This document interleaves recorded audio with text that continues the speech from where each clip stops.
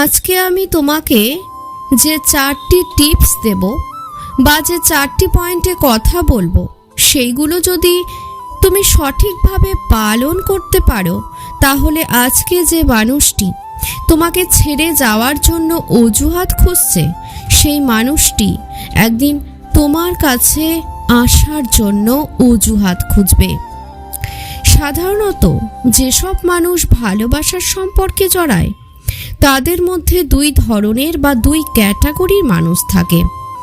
এক প্রকার হচ্ছে যাদের জীবনে ভালোবাসার খুব অভাব রয়েছে, যারা প্রচুর পরিমাণে ভালোবাসা চায়, তাদের জীবনে প্রচুর পরিমাণে প্রেমের চাহিদা রয়েছে। তারা ভালোবাসার সম্পর্কে জড়িয়ে তাদের ভালোবাসার মানুষটির কাছ থেকে এত বেশি ভালোবাসা চায় যেন তাদের সেই ভালোবাসার অপূর্ণ জায়গাটা বা শূন্য জায়গাটা ভরাট হয়ে যায়, এবং তাদের কাছে অপশন থাকা সত্ত্বেও, আরও বেটার অপশন থাকার পরেও তারা ওই একটি মানুষকেই ভালোবাসে। তাদের বিবেক তাদেরকে ওই একটি মানুষকেই ভালোবাসে। আরেক ক্যাটাগরির মানুষ রয়েছে যারা সারা জীবন ভালোবাসা পেয়ে এসেছে, ভালোবাসা পেতে তারা অভ্যস্ত। তাদের মধ্যে কোনো শূন্যতা নেই, কোনো যন্ত্রণা নেই।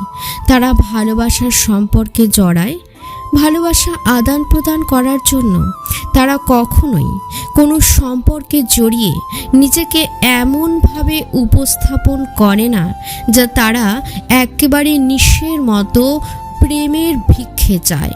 কারণ তাদের কাছে অনেকগুলো অপশন থাকে এবং তারা সেগুলোকে অ্যাকসেপ্ট করে। তারা একটা সম্পর্কে কখনোই থাকতে পারে না, একই সময়ে একাধিক প্রেম সম্পর্কে জড়ায়। তাই তাদের ভালোবাসা পেলেও ভালো, না পেলেও ভালো, মোটামুটি পেলেও ভালো।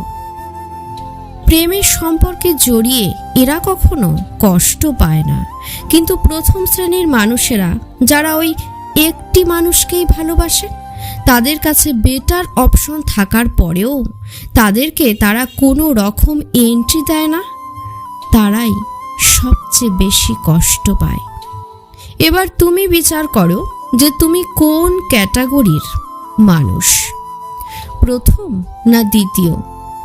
যদি তুমি দ্বিতীয় ক্যাটাগরির মানুষ হয়ে থাকো, তাহলে তোমার জন্য কোনো টিপসের প্রয়োজনই নেই, কারণ তুমি ভালোবাসায় পূর্ণ সুখী একজন মানুষ। তোমার কাছে এত অপশন রয়েছে যে তোমাকে কেউ কাঁদাতেই পারবে না। কিন্তু তুমি যদি প্রথম ক্যাটাগরির মানুষ হয়ে থাকো, অর্থাৎ ওই একটি মানুষেই আবদ্ধ, কোনোভাবেই তোমার বিবেক দ্বিতীয় বা তৃতীয় অপশনে যেতে চায় না, হোক সে অনেক বেটার অপশন, তবুও তুমি তোমার বিবেকে ওই একজন মানুষকেই ধ্যান, জ্ঞান, স্বপ্ন, সুখ করে নিয়েছ, তাহলে আজকের এই টিপসগুলো তোমার জন্য। এই টিপসগুলো যদি তুমি সঠিকভাবে ব্যবহার করতে পারো, তাহলে এই পৃথিবীর কোনো মানুষের সাধ্য হবে না তোমাকে কষ্ট দেওয়ার। এবং যারা তোমাকে অবহেলা করেছে বা করছে, যে মানুষটা করছে, সে ব্যাকুল হয়ে উঠবে, পাগল হয়ে উঠবে তোমাকে পাওয়ার জন্য। এই 4টি পয়েন্ট যদি তুমি আন্তরিকভাবে মেনে চলো, তাহলে কেউই, সে যতই গুরুত্বপূর্ণ হোক না কেন, তোমাকে অবহেলা করতে পারবে না। প্রথমত, সেলফ কনফিডেন্স, আত্মবিশ্বাস। আত্মবিশ্বাস এমন এক শক্তি যা তোমার ব্যক্তিত্বকে দৃঢ় করে তোলে। যখন তুমি নিজের উপর বিশ্বাস রাখো, তখন তুমি আর কারোর সম্মতির উপর নির্ভর করো না। তুমি জানো তুমি কি করতে পারো, তুমি জানো তোমার সীমাবদ্ধতা কোথায় এবং তার বাইরে গিয়ে কিভাবে উন্নতি করতে হয়। আত্মবিশ্বাসী মানুষকে অবহেলা করা যায় না, কারণ তারা নিজেদের উপস্থিতি দিয়ে প্রমাণ করে তারা মূল্যবান। দ্বিতীয়ত, হ্যাপিনেস ফ্রম ইয়োর লাইফ, নিজের জীবন থেকে সুখ খোঁজা। যদি তুমি সুখ খোঁজো বাইরের মানুষদের থেকে, তাদের ভালোবাসার স্বীকৃতি কিংবা মনোযোগ থেকে, তাহলে তুমি সবসময় তাদের উপর নির্ভরশীল থাকবে। কিন্তু যদি তুমি নিজের জীবনে ছোট ছোট জিনিস থেকে সুখ পেতে শেখো, তোমার কাজ, তোমার সময়, তোমার শখ, তাহলে তুমি অন্যের আচরণ দ্বারা প্রভাবিত হবে না। সে অবহেলা করলেও তোমার হাসি ফুরোবে না। তৃতীয়ত, সেলফ ভ্যালু রিয়ালাইজেশন, নিজের মূল্য উপলব্ধি।